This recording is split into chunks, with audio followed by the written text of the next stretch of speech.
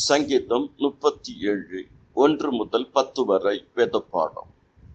5 ஆவிக்குரிய அறிவுரைகள். தாவீது அவர்கள் தன்னுடைய வயதான காலத்திலே எழுதக்கூடிய ஒரு ஆவிக்குரிய முதிர்ச்சிக்குரிய சங்கீதம் 37. சங்கீதம் 37 40 வசனங்கள் இருக்கிறது. நாம் தெரிந்து கொள்ள வேண்டிய பல ஆவிக்குரிய ரகசியங்கள் அடங்கியிருக்கிறது. 5 காரியங்கள். முதலாவது, கர்த்தரை நம்பு. கர்த்தரை நம்பி நன்மை செய், தேசத்தில் குடியிருந்து சத்தியத்தை மேய்ந்து கொள். இரண்டாவது, கர்த்தரிடத்தில் மனமகிழ்ச்சியாயிரு.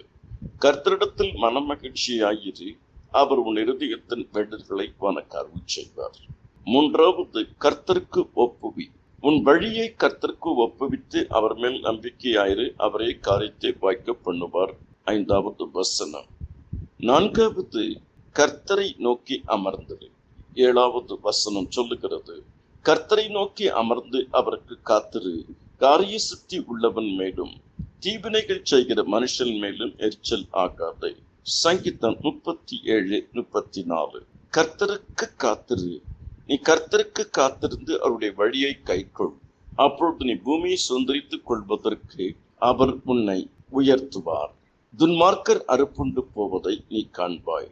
கர்த்தருக்குள் பிரியமானவர்களே, சங்கீதம் 37 வாசித்து தியானியங்கள். கர்த்தர் உங்களை அபரிவிதமாக ஆசீர்வதிப்பார். ஆமென்.